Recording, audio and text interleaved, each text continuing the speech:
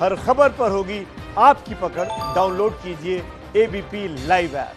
हम इस वक्त पटना के बेली रोड पर हैं और हमारे साथ हैं बिहार सरकार के सूचना एवं जनसंपर्क मंत्री। हम दिखा रहे हैं आपको पटना बेली रोड का नज़ारा कि पटना बेली रोड पे आराम से गाड़ियां चल रही हैं, मोटरसाइकिल। यानी लॉकडाउन 4 में जो भी छूट दी गई थी, रियायतें थी, वो जारी है। लेकिन क्या 5 जो लॉकडाउन होगा 5वां होना चाहिए या नहीं होना चाहिए, बहुत सारे सवाल हैं। हम मंत्री जी से पूछते हैं कि लॉकडाउन 5 होना चाहिए या नहीं होना चाहिए।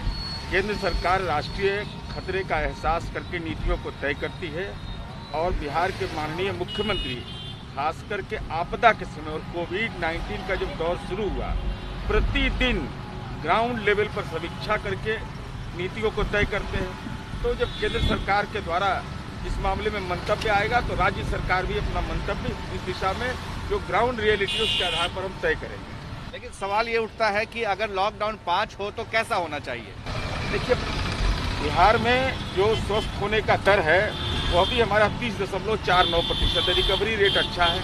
हमारे यहाँ संक्रमण हुए हैं, ये हमारे लिए चुनौती है। लेकिन उससे बड़ा सवाल ये है कि आम लोगों को संक्रमण न फैले, इस दिशा में भी हम काम कर रहे हैं। प्रवासियों के लिए हम घर घर जाकर उनका सर्वे भी करवाएंगे इस संबंध में पल्स पोलियो के तर्ज पर। तो स्वाभाविक रूप से जो आम लोगों के जीवन दशा का भी चुनौती हमारे लिए महत्वपूर्ण है।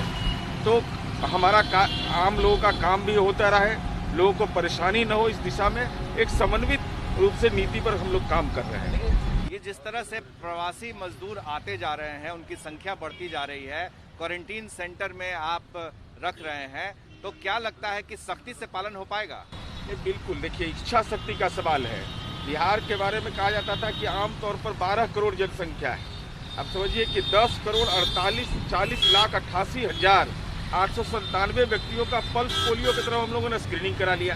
तो प्रवासी हमारे हैं, तो स्वाभाविक रूप से उनका क्वारंटाइन सेंटर में रहना, उनके घर होम क्वारंटाइन होना, ये सारी जो व्यवस्था है इस सरकार सख्त होनी चाहिए, लगता है पहले की तरह नहीं। वो देखिए, वो उस संबंध में तो राज्य सरकार के माननीय मुख्यमंत्री जी को तय करने का अधिकार है। लेकिन हम यह समझते हैं कि हम राज्य सरकार संवेदनशील है और इस दिशा में आम लोगों को परेशानी न हो, यह भी जिम्मेवारी का हमको एहसास है। बाकी लॉकडाउन की तुलना में क्या लॉकडाउन 5 अगर होता है तो उसमें छूट मिलनी चाहिए? देखिए, अब लगभग हमारे 4 लाख योजनाओं पर काम चल रहा है बिहार में, ग्रामीण प्रक्षेत्र में, सड़कों में, पुल में, पुलिया में, जल जीवन हरियाली में। तो सोशल डिस्टेंस का अनुपालन भी हम लोग कर रहे हैं। तो हमारे जो बिहार के आम लोग हैं उनके जीवन चक्र में कोई परेशानी न हो, इस दायित्व का भी निर्वहन करना हमारा दायित्व है और हम समझते हैं कि नीतियों को हम उसी आधार पर तय भी करते हैं। आखिरी सवाल है कि क्या लॉकडाउन से फायदा हुआ? और बिल्कुल, लॉकडाउन की जो था और जो एहसास हुआ, तो माननीय मुख्यमंत्री जी ने जिस ढंग से आम लोगों के लिए जो कल्याणकारी योजना के तहत उनको सुविधा दिया, घर घर बिजली था, लॉकडाउन की सफलता का वह कारण बना, सड़कें, बिजली व्यवस्था। तो इससे जो संक्रमण का हमारा जो जनसंख्या का घनत्व संक्रमण ज़्यादा अनुपातिक रूप से बढ़ना चाहिए था। लेकिन संकल्प शक्ति और राज्य सरकार के माननीय मुख्यमंत्री जी की संवेदनशीलता और कार्य योजना के बदौलत हम एक हद तक नियंत्रित करने में सफल होते जा रहे हैं। और जिस तरह से श्रमिकों को बीच लॉकडाउन में भेजा गया था रेलवे से, जिससे बहुत सारी परेशानियां हुई, आपके केसेस हैं जो बाहर से अप्रवासी बिहारी आए उनकी वजह से बढ़ गए। स्वाभाविक रूप से ये चुनौती का एहसास हमको था, पहले भी था।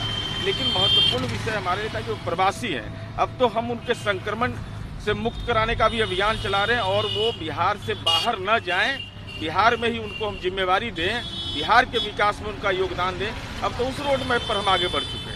जाहिर है मंत्री जी साफ तौर पे ये कह रहे हैं कि जो भी छूट मिली है, रियायत मिली है, उसका फायदा हुआ है और आगे जो भी गाइडलाइंस दिए जाएंगे उसको भी फॉलो किया जाएगा।